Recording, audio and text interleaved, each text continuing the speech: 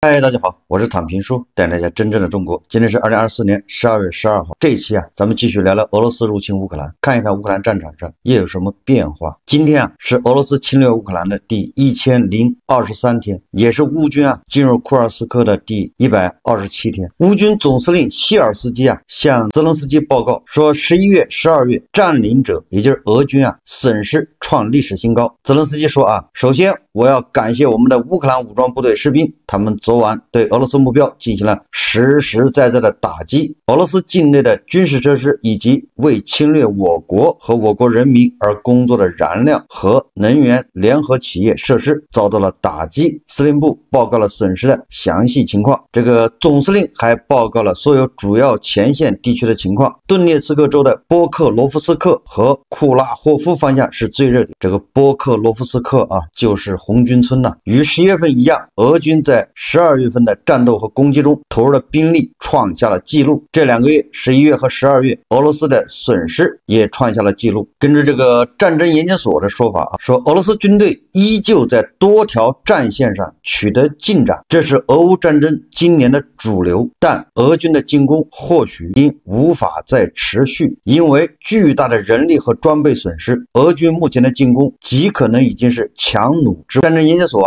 肯定了俄罗斯军队在各条战线的进展，并指出俄军军队很可能会在赫尔松发动一场大规模渡河行动，在乌克兰南部发一场大战，也就是要先夺回这个赫尔松打破目前迟迟没有重大进展的僵局。另一方面呢，他也想为这个克里米亚增加更多的安全屏障。这个战争研究所认为俄罗斯军队继续在前线保持高强度进攻，同时夸大帧数中程高超音速导弹的威胁，主要目的是克里姆林宫试图借此来抬高要价，在即将开始的谈判中获得更多利益。波兰总理图斯克表示，关于乌克兰战争的和平谈判可能会在今年冬天开始。战争研究所也指出俄军目前正在进行的高强度进攻遭受了重大人员和装备损失，代价是俄罗斯正在进行的战争努力和战争经济。俄罗斯有限的劳动力资源和西方制裁下的军工业产能无法维持这种代价高昂的进攻，而这种进攻只能取得战术收益，而不会有什么战略进展。没有任何迹象显示乌克兰军队的防线即将崩溃，甚至看不出俄罗斯军队会在短时间内再次拿下一个战略要地。战争研究所宣称，俄罗斯军队在今年秋季的进攻中损失了大约 2.6 万人，占领了总共2356平方公里土地，包括新占领的乌克兰领土和夺回的库尔斯克领土。这意味着每占领1平方公里领土，俄罗斯军队就要损失53人。有很多人总是为这个俄军在前线占了一个定居点，占了一个村庄，占了一个阵地，就认为俄军很厉害。打仗不是看这个，对吧？前线只要不崩溃，多占一点少占一点都不是什么大事，关键看谁能消耗到最后，能坚持到最后，最后是赢家通吃俄军现在就是打到第聂伯河也没用，因为最终他要失败，一失败乌克兰的领土要全面恢复，完了俄罗斯还要赔偿。这个在库尔斯克呢，根据俄罗斯的媒体报道说俄军在库尔斯克越过边境，目的是包围当地的乌克兰驻军。俄军越过边境进入苏梅的阿基米罗夫卡村，这是个边境的小村庄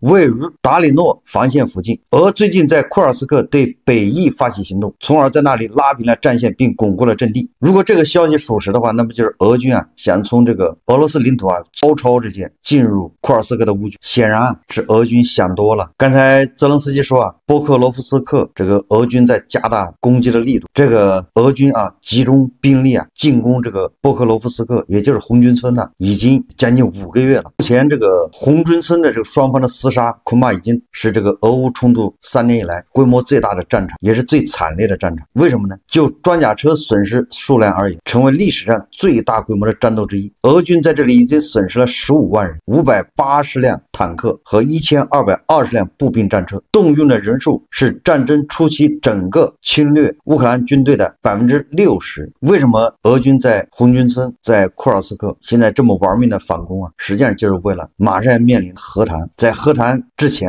尽量抢占更多的领土。普京目前是不惜代价让战场上看起来俄军正在取得胜利，目的是希望等特朗普上台以后在那个特朗普的这个压力之下，双方和谈能够取得有利的谈判地位。但是如此高昂的代价正如这个战争研究所所说的，俄罗斯是难以为继，你没有办法持续。特朗普啊，他也不是吃素的，特朗普不可能说在普京在俄罗斯处于劣势的情况下，他去帮俄罗斯，那他要得罪欧洲，得罪乌克兰，欧洲和乌克兰也不会答应啊。特朗普一旦对吧，他也会必然会了解俄罗斯目前在战场上的情况，目前整个俄罗斯的这个实力，他恐怕也会知道普京是强弩之末，对吧？连个红军村都拿不下。这个乌克兰的武装部队啊，用远程导弹袭击了俄罗斯罗斯托夫州的塔甘罗格，这些导弹可能是美国的陆军战术导弹或乌克兰的无人机导弹，就是乌克兰自己制造的这种叫无人机导弹，飞行距离是750公里，速度小时900公里。根据俄罗斯国防部的证实啊，乌克兰在库尔斯克使用5枚陆军战术导弹，摧毁了2套 S-400防空系统，价值10亿美金啊！这个俄军损失可谓惨重啊！根据乌克兰这个总参谋部的说法，乌克兰国防军袭击了布良斯克州的油库，布良斯克国家石油公司德鲁日巴石油管道的装载点，其主要功能是接收、存储、分配和装运柴油至油罐车和铁路运输，它被积极运用向俄联邦占领军交货。就这么一个叫石油管道，这么一个叫转运中心啊，在布良斯克州被乌军给摧毁。乌军还摧毁了位于库尔斯克州格卢什科沃一处私人住宅内的俄罗斯弹药库。你看，乌克兰现在是积极的在轰炸俄罗斯境内的这些军事目标。大家回忆一下啊，就在美西方援助乌克兰，这个就是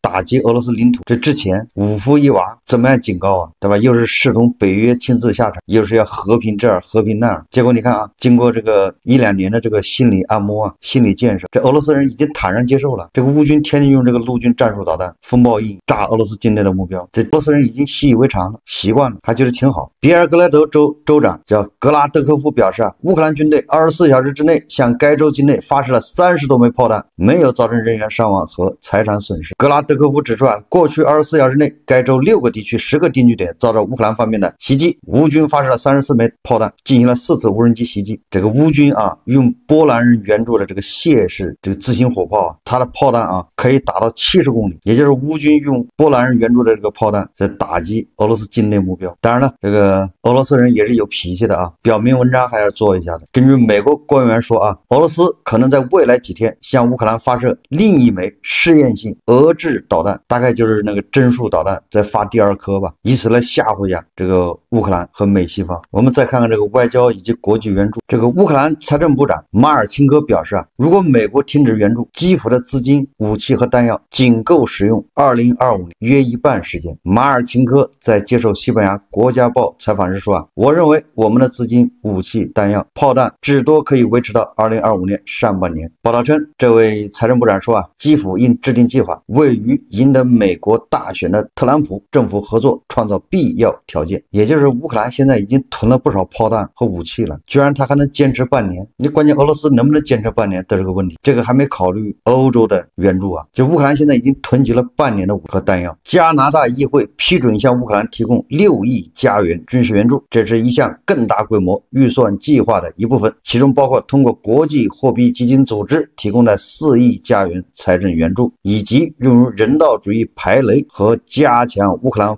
网络防御的4500万元加元。这个加拿大的援助啊也是源源不断啊。法国媒体称啊，包括提供给基辅安妮旅的火炮在内，这个安妮旅就是由法国训练，然后配备法式武器啊，整个法式装备武装的这个旅叫安妮旅，包括提供给安妮旅在内啊，法国已经向乌克兰提供了85门凯撒火炮，就是深受乌克兰士兵欢迎的这个凯撒大炮。这法国一共给了85门，这个超过了法国军队的战前库存。这也就是说，俄罗斯侵略乌克兰之前啊，法国的库存只有77门，也就是法国现在要开始生产这种大炮来援助给乌克兰，他自己还要补库存呢。有媒体报道啊，叫《国家利益》杂志，他说啊，北约可能在波兰或乌克兰部署上61核弹。报道说啊，美国考虑此举是对俄罗斯使用奥列什尼克导弹的回应，也就是那个针数导弹。说西方允许在非北约成员国乌克兰部署核武器，或者更糟的是将核武器交给乌克兰。但是这种想法本质上是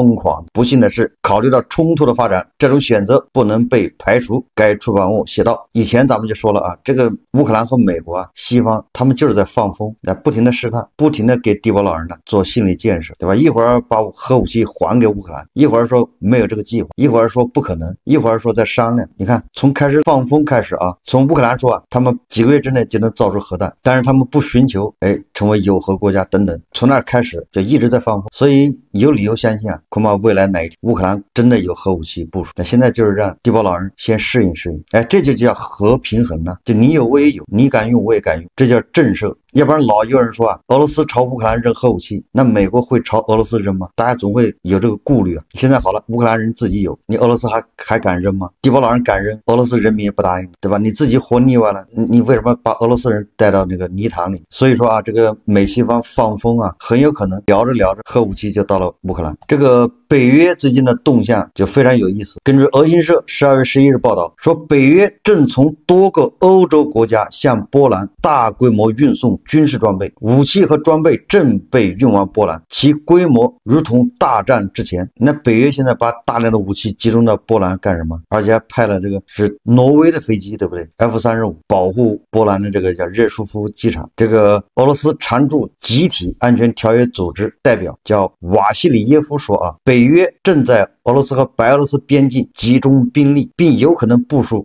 核武器系统。该组织注意到欧洲紧张局势空前加剧。美国总统拜登宣布，在欧洲北约成员国驻有8万名美军，美军被派往该地区的目的是安抚盟友和遏制俄罗斯进一步侵略。也就是说啊，北约啊现在恐怕已经做好了下场的准备，要不然他往波兰集中兵力、集中装备干什么？这就大军压境了，防止地堡老人狗急跳墙。德国的下一任的总理啊，这极有可能是下一任总理，叫梅尔茨。他不是访问基辅吗？他在接受媒体采访的时候说了啊，欧洲应准备好独立于美国援乌的和平计划。这个梅尔斯他建议啊，欧洲这些主要国家，德国、英国、法国、波兰还有芬兰，就是这些国家啊，要形成一个新的联盟，在美国特朗普啊拒绝援助乌克兰的情况下，由这些国家来援助乌克兰。也就是这个梅尔茨啊，比现任的德国总理舒尔茨对俄罗斯更加强硬。在欧洲啊，德国实力最强，所以他的意见最重要，对吧？他的态度最关键。根据这个泽伦斯基、马克龙还有特朗普啊3个人在巴黎的这个会晤啊，从那个泽伦斯基跟那个媒体交流啊所表达的意思，这个拜登很有可能啊，在他离任之前啊，真的是邀请咱加入北约，就是他先发出邀请。这个泽伦斯基还跟这个梅尔斯说啊，关于加入北约没有必要跟特朗普谈，他说特朗普啊现在还不是总统，那意思是他要跟拜登谈，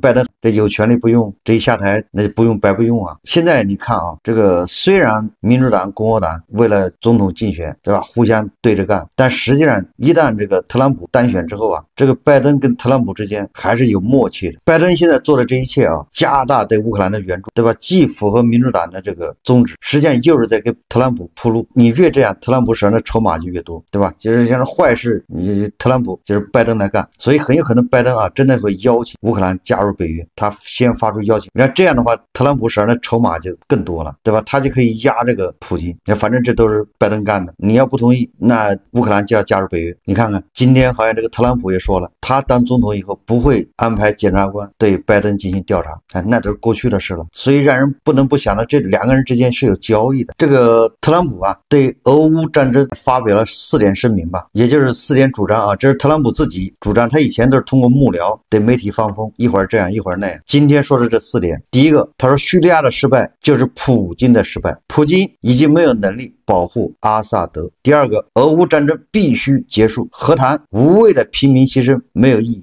第三个，现在轮到普京来结束战争，普京掌握主动权。第四个，中国对普京走向谈判具有影响力。他这个意思啊，其实很简单啊。一方面，他说他不给乌克兰这个更多的援助，也就是说他上台以后给乌克兰援助肯定会少。第二个，他压普京啊，现在结束战争权力在普京手上，这什么意思呢？那不是逼普京投降吗？逼普京让步嘛。他说和谈的主动权在普京手上，所以说啊，这个特朗普1月20号他到底开出什么药方子，这个还不好说啊。咱们前几天已经说了啊，阿萨德巴沙尔的这个政权倒台，就已经说明俄罗斯啊实力不济了，已经被拖垮了。实际上从2年前这个普里戈金造反到最后普里戈金飞机失事，这个已经让大家看出来俄罗斯是外强中干。你再往前推，什么闪电战1小时22分，这就是成了个笑话，黑海舰队整个的打没了。如果这些还不能说明问题，你看看那个阿萨德巴沙尔一夜之间倒台，普京在叙利亚苦心经营10几年，化为乌有。现在还有几个基地，这个叙利亚的反对派啊刚上台的，人家说了，目前要保护这个基地的安全，但是这个基地还留不留，要充分考虑叙利亚人民的利益。也就是说，这个新的政府一上台，你这俄罗斯的这个基地恐怕就是没了。这个新政府啊还没上台，人家已经开始承认克里米亚是乌克兰的，这跟巴沙尔完全不一样。由于叙利亚的这个变局啊，最紧张的是谁呢？就是白俄罗斯总统卢卡申科，没有人比卢卡申科更紧张，因为他就是下一个巴沙尔。叙利亚的局势让这个卢卡申科啊现在是如坐针毡，白俄罗斯分分钟也会发生这样的事情。所以这个卢卡申科现在天天就是也在秀核武器啊，他不仅说啊在白俄境内有10几枚弹，而且他还说了，他跟普京两人都有权利盘那个核按钮。白俄罗斯境内的核弹发射由卢卡申科决定。完了之后他还说向普京啊申请要求把那个针数导弹也部署在白俄罗斯。那个卢卡申科玩这些想说明什么？无非就是想向外界说明，对吧？我可是有核武器的，你们可小心一点，我可不是巴沙尔，你们别在我这整事。因为他感受到了危险，因为他知道俄罗斯已经不行了。卢卡申科知道普京保护不了，就像保护不了巴沙尔一样，到时候顶多让卢卡申科流亡到俄罗斯，到莫斯科。所以卢卡申科就也在开始搞核讹诈，也在盘核按钮。所以卢卡申科最紧张、最着急、最害怕。另外一个害怕的恐怕就是司令官，当然了，还有神棍国家。这时候高度紧张。根据美国的说法，司令官派到库尔斯克的这个朝鲜士兵啊，并没有下场，也并没有跟乌军在作战。这个恐怕也是司令官啊想给自己留条后路，尤其是叙利亚变局发生之后啊，恐怕司令官心里也在打鼓了。你俄罗斯保护不了他，一旦出事，俄罗斯自己的难保，泥菩萨过河自身难保，他哪有空顾得上什么朝鲜呢？所以司令官要重新计较，重新打算了。这一切啊，都是俄罗斯啊被乌克兰给削弱了，对吧？所以说在俄乌战场上，不是一个村一个阵地，对吧？一个据点的丢失，那个有什么意义呢？俄罗斯国力衰弱被拖垮，导致这个多米诺骨牌效应。这个华盛顿邮报报道说啊，制裁对俄罗斯军工的效果正在表现越来越强，不仅俄罗斯军工业获得设备质量降低，而且让其供应链越来越弱。俄军工业早已无法补充前线俄军省的装备和消耗的弹药，持续的制裁压力可能迫使俄罗斯军工业关闭一些生产线甚至是工厂。卫星图片似乎证实了华盛顿邮报的报道，自战争爆发后，俄罗斯境内多个装备储存厂就发生变化，这些储存厂的库存装备被启封恢复到战斗状态并送上战场。但最新的卫星图片显示，位于叶卡捷琳堡的俄军第1311坦克储存中心发生了异常变化。在战争刚爆发时，这个储存中心大约有300辆坦克，去年3月增加到了400辆，而今年3月则是460辆。这些坦克相信都是在前线被击伤后需要维修的。俄罗斯军工业看起来已经无法及时修复前线被击伤的全部坦克，也就是它维修的速度跟不上。这个从另外一个方面也可以说明啊，俄罗斯的重工业能力已经不行了。俄罗斯副总理叫诺瓦克在俄罗斯国家中心的公开对话中表示，俄劳动部称俄罗斯还需要150万名高素质人才，建筑、交通、住房和公共领域人才短缺。你看俄罗斯还缺150万人工人，那你说俄罗斯的失业率它能不低吗？它还缺人，劳动力短缺啊，俄罗斯还能坚持下去，还能坚持多久呢？我们再看看啊，这个拜登啊又出坏主意了。彭博社援引知情人士消息称，美国拜登政府正在考虑赶在特朗普重返白宫的几周时间里，宣布对俄罗斯的石油贸易实施更为严厉的新的制裁措施，进一步加大对俄施压力度。拜登的团队正在考虑针对俄罗斯部分石油出口的限制办法。欧盟27个成员国同意对俄罗斯入侵乌克兰实施15套制裁方案，制裁目标是克里姆林宫的影子油轮舰队。看看欧盟和美国，对吧？一出手就是俄罗斯的石油啊，俄罗斯现在就是靠石油来支撑这个俄罗斯的运转，就是要打击俄罗斯的钱袋子，对吧？再加上乌克兰拼命的炸。这个保加利亚说啊，如果俄罗斯天然气工业股份公司在美国制裁期间找不到付款解决方案，它可能会停止俄罗斯天然气向中欧国家运输。这个保加利亚也很有意思啊，因为那个俄罗斯的天然气它经过保加利亚管道啊，那给保加利亚要付美金呐，你付卢布人家不要啊。但是这个俄罗斯天然气公司不是又被美国制裁了吗？所以说啊，保加利亚说了啊，你自己解决不了，我就把管子给它关上。你看，不光乌克兰要把那个管道给关掉，保加利亚也要关掉。你说俄罗斯的天然气还卖给谁？所以俄罗斯是越来越难了。11月份是吧？大国对俄罗斯